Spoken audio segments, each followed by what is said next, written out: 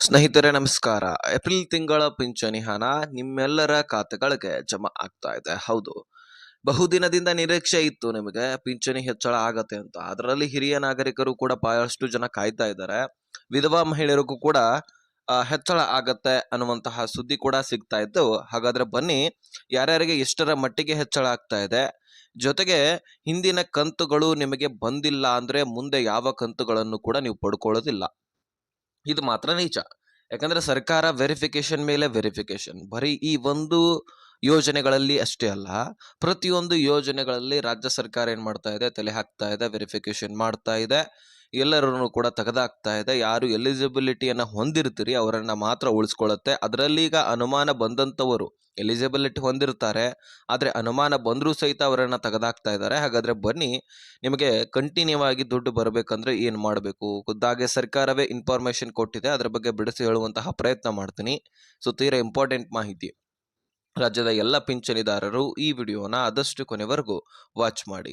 ಸ್ನೇಹಿತರೆ, ಈ ಪಿಂಚಣಿ ಯೋಜನೆಯಲ್ಲಿ ಬಹುದಿನದಿಂದ ಪಿಂಚಣಿ ಹೆಚ್ಚಳ ಆಗತ್ತೆ ಅಂತ ರಾಜ್ಯದ ಎಲ್ಲ ಪಿಂಚಣಿದಾರರು ಕಾಯ್ತಾ ಇದ್ದೀರಿ. ಹೌದು, ಮೊನ್ನೆ ತಾನೇನೆ 23 ಲಕ್ಷಕ್ಕಿಂತ ಹೆಚ್ಚಿನ ಪಿಂಚಣಿದಾರರನ್ನ ತೆಗೆದುಹಾಕಿದ್ದಾರೆ ಸ್ನೇಹಿತರೆ. ಹೌದು, ರದ್ದು ಮಾಡಲಾಗಿದೆ.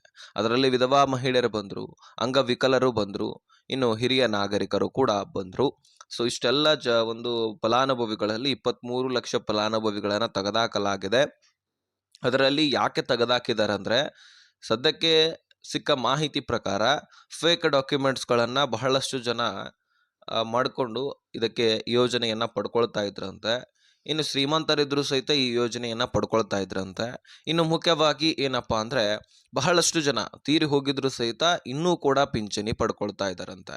ಇದು ಗೃಹಲಕ್ಷ್ಮಿ ಯೋಜನೆಯಲ್ಲಿ ಕೂಡ ನಡೀತಾ ಇರ್ತಕ್ಕಂತಹ ಘಟನೆ. ಹೌದು, SIR ಪ್ರಕ್ರಿಯೆ ಮನೆ ತಾನೇ ನಡೀತು. ಆ SIR ಪ್ರಕ್ರಿಯೆಯಲ್ಲಿ ಬಹಳಷ್ಟು ಜನ ಹೊರದೇಶದಿಂದ ಬಂದಿದ್ದಾರೆ. ಬಾಂಗ್ಲಾದೇಶಿಯ ನುಸುರುಕೋಳರು ನಮ್ಮ ದೇಶದಲ್ಲಿ ಬಂದು ಬದುಕ್ತಾ ಇದ್ದಾರೆ. ಇದೆಲ್ಲವೂ ಕೂಡ ಕಾರಣದಿಂದ ವೋಟರ್ ಲಿಸ್ಟ್ ಅನ್ನ SIR ಪ್ರಕ್ರಿಯೆಯನ್ನ ಒಂದು ಚೆಕ್ ಮಾಡಲಾಗ್ತಾ ಇತ್ತು. ಆ ಸಂದರ್ಭದಲ್ಲಿ ಅನೇಕ ಜನರು ತೀರಿ ಹೋಗಿರತಕ್ಕಂಥದ್ದು ಸರ್ಕಾರದ ಗಮನಕ್ಕೆ ಬಂದಿದೆ. ಅವರ ಹೆಸರಿನಲ್ಲಿ ಇನ್ನೂ ಕೂಡ ಪಿಂಚಣಿ ಹೋಗ್ತಾ ಇದೆ, ಗೃಹಲಕ್ಷ್ಮಿ ದುಡ್ಡು ಹೋಗ್ತಾ ಇದೆ, ರೇಷನ್ ಹೋಗ್ತಾ ಇದೆ. ಇದೆಲ್ಲವೂ ಕೂಡ ಸರ್ಕಾರದ ಗಮನಕ್ಕೆ ಬಂದ್ಬಿಡ್ತು. ಹೀಗಾಗಿ ತೀರಿ ಹೋದ್ರೂ ಸಹಿತ ಮರಣ ಪ್ರಮಾಣ ಪತ್ರ ತೆಗೆಸದೇ ಇದ್ದ ಕುಟುಂಬಗಳಿಗೆ ರೇಷನ್ ಅನ್ನೇ ಕೊಡೋದಿಲ್ಲ, ನಾವು ರೇಷನ್ನೇ ಬಂದ್ ಮಾಡ್ತೀವಿ, ಪಿಂಚಣಿ ಕೊಡೋದಿಲ್ಲ, ಪಿಂಚಣಿ ಬಂದ್ ಮಾಡ್ತೀವಿ.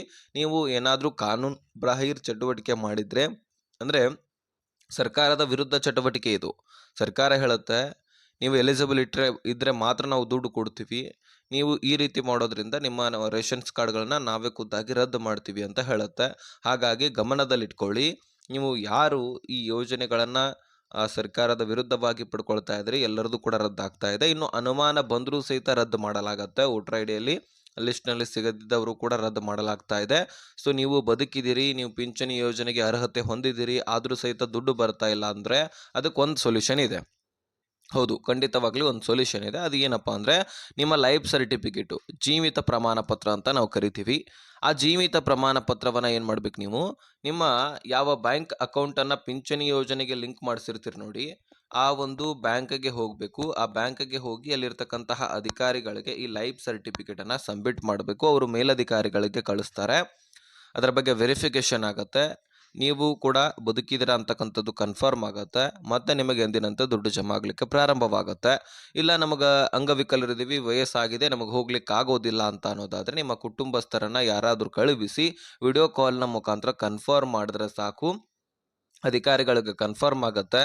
ಸೊ ಮತ್ತೆ ಮುಂದಿನ ಪ್ರೊಸೆಸರನ್ನು ಅವ್ರು ಮಾಡಿ ನಿಮಗೆ ಎಂದಿನಂತೆ ದುಡ್ಡು ಜಮಾ ಆಗುವಂತಹ ಕೆಲಸ ಮಾಡಿ ಕೊಡ್ತಾರೆ. ಓಕೆನಾ, ಕ್ಲಿಯರಿಟಿ ಸಿಕ್ಕಿದೆ ಅಂತ ಅನ್ಕೊಳ್ತೀನಿ. ಇನ್ನು ಪಿಂಚಣಿ ಹೆಚ್ಚಳ ಆಗೋದ್ರ ಬಗ್ಗೆ ಮಾತನಾಡೋಣ. ಮತ್ತು ಏಪ್ರಿಲ್ ತಿಂಗಳ ಪಿಂಚಣಿ ಕೂಡ ಬರ್ತಾ ಇದೆ. ಈಗ ಯಾರು ಪಡ್ಕೊಳ್ತಾ ಇಲ್ಲ, ಅವ್ರು ಖಂಡಿತವಾಗ್ಲೂ ಬರ್ತಾ ಇದೆ. ಒಂದು ಸ್ವಲ್ಪ ಅಕೌಂಟನ್ನು ಚೆಕ್ ಮಾಡ್ಕೊಳ್ಳಿ. ಗ್ಯಾರಂಟಿ ಯೋಜನೆಗಳು ಬರೋಕ್ಕಿಂತ ಮುಂಚಿತವಾಗಿ ಅಂತೂ ಕನ್ಫರ್ಮ್ ಬಂದೇ ಬರ್ತಾ ಇತ್ತು. ಯಾವಾಗ ಗ್ಯಾರಂಟಿ ಯೋಜನೆಗಳು ಬಂದವು, ಅದಾದ ಬಳಿಕ ಸರಿಯಾದ ಸಮಯಕ್ಕೆ ಸರಿಯಾಗಿ ಪಿಂಚಣಿ ಯೋಜನೆ ಜಮಾ ಆಗ್ಲಿಕ್ಕಿಲ್ಲ.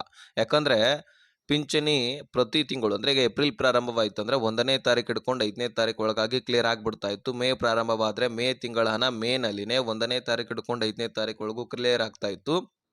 ಗ್ಯಾರಂಟಿ ಯೋಜನೆಗಳು ಬಂದಾಗಿನಿಂದ ಮೇ ತಿಂಗಳ ಹಣ ಜೂನ್ ಅಥವಾ ಜುಲೈನಲ್ಲಿ, ಜೂನ್ ತಿಂಗಳ ಹಣ ಆಗಸ್ಟ್ ಸೆಪ್ಟೆಂಬರ್ನಲ್ಲಿ ಈ ರೀತಿ ದುಡ್ಡು ಜಮಾ ಆಗ್ತಾ ಇದೆ. ಇದೆಲ್ಲವೂ ಕೂಡ ನಿಮ್ಮ ಗಮನದಲ್ಲಿದೆ.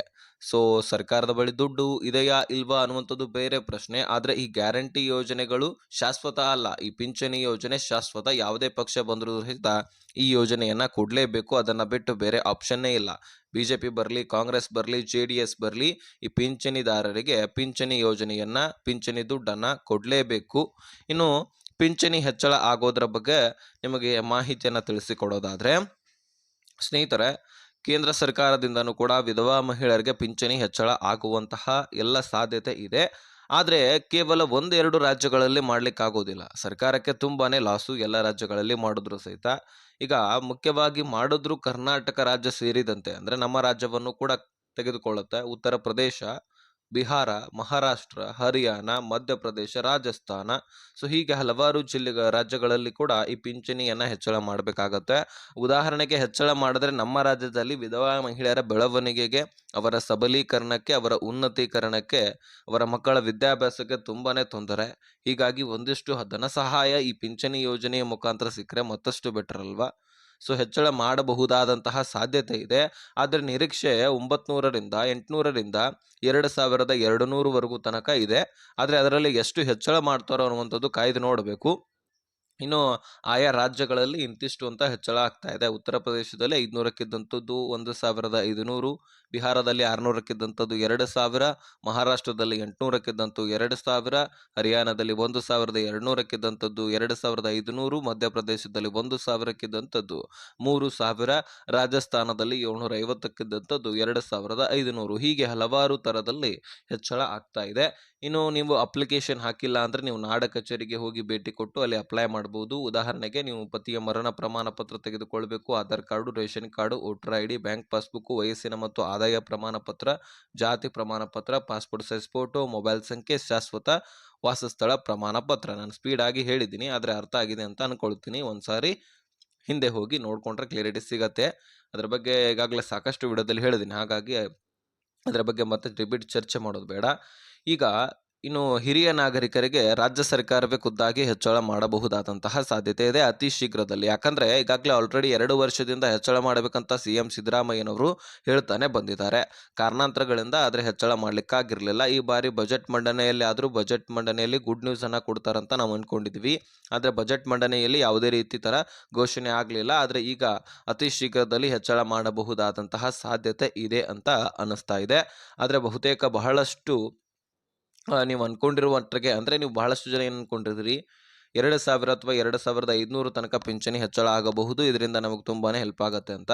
ಇಲ್ಲ ಸ್ನೇಹಿತರೆ, ಅಷ್ಟರ ಮಟ್ಟಿಗೆ ಹೆಚ್ಚಳ ಆದ್ರೆ ಸರ್ಕಾರ ತಲೆ ಮೇಲೆ ತಟ್ಟು ಹಾಕೋಬೇಕಾಗತ್ತೆ. ಈಗ ಆಲ್ರೆಡಿ ₹100 ಹೆಚ್ಚಾದ್ರೂ ಸಹಿತ ಕೋಟಿಗಟ್ಟಲೆ ಫಲಾನುಭವಿಗಳಿರ್ತೀರಿ, ಎಷ್ಟೊಂದು ಖರ್ಚು ವೆಚ್ಚ ಆಗ್ತಾ ಇರತ್ತೆ. ಹೀಗಾಗಿ 100 ಕೋಟಿಯಷ್ಟು ಖರ್ಚು ವೆಚ್ಚ ಆಗುತ್ತೆ ₹100 ಹೆಚ್ಚು ಮಾಡಿದ್ರು ಸಹಿತ. ಸೊ ಹಾಗಾಗಿ ಒಂದು ಹಂತದಲ್ಲಿ ಹೆಚ್ಚಳ ಮಾಡಬಹುದು. 1200ವರೆಗೂ ಕೂಡ ಹೆಚ್ಚಳ ಆಗಬಹುದು. ನಿಮಗೆ ಕ್ಲಾರಿಟಿ ಸಿಕ್ಕಿದೆ ಅಂತ ಅನ್ಕೊಳ್ತೀನಿ. ಕಾಯ್ದು ನೋಡೋಣ. ಅತಿ ಶೀಘ್ರದಲ್ಲಿ ಹೆಚ್ಚಳ ಆಗಬಹುದಂತ ಮಾಹಿತಿ ಸಿಗ್ತಾ ಇದೆ. ಇನ್ನು ಈ ಹಿಂದಿನ ಕಂತುಗಳು ಬಂದಿಲ್ಲ ಅಂದ್ರೆ ಖಂಡಿತವಾಗ್ಲೂ ನಿಮಗೆ ಜಮಾ ಆಗೋದಿಲ್ಲ ಅಂತ ನಾನು ಹೇಳಿದ್ನಲ್ಲ. ನಾನು ಆಗಲೇ ಹೇಳಿರುವ ಹಾಗೆ ಜೀವಿತ ಪ್ರಮಾಣ ಪತ್ರವನ್ನು ಸಬ್ಮಿಟ್ ಮಾಡಿ ನಿಮಗೆ ಕಂಟಿನ್ಯೂ ಆಗಿ ದುಡ್ಡು ಬರುತ್ತೆ. ನೀವು ಎಲಿಜಿಬಲ್ ಇದ್ರೆ ಮಾತ್ರ ಸಬ್ಮಿಟ್ ಮಾಡಿ ಸ್ನೇಹಿತರೆ. ಎಲಿಜಿಬಲ್ ಇರಲಿಲ್ಲ ಅಂದ್ರೆ ಸರ್ಕಾರ ವೆರಿಫಿಕೇಶನ್ ಮಾಡುತ್ತೆ. ಅದರಲ್ಲಿ ನೀವು ಎಲಿಜಿಬಿಲಿಟಿ ಹೊಂದಿದ್ದೀರಾ ಇಲ್ವಾ ಗೊತ್ತಾಗುತ್ತೆ. ತದನಂತರ ದುಡ್ಡು ಕೊಡೋದು ಬೇಡವಾ ಸರ್ಕಾರವೇ ಚಿಂತನೆ ಮಾಡುತ್ತೆ. ಈ ವಿಷಯವನ್ನು ಆದಷ್ಟು ಎಲ್ಲ ಪಿಂಚಣಿದಾರರಿಗೆ ಶೇರ್ ಮಾಡಿ, ಹಾಗೆ ಸಬ್ಸ್ಕ್ರೈಬ್ ಮಾಡಿ.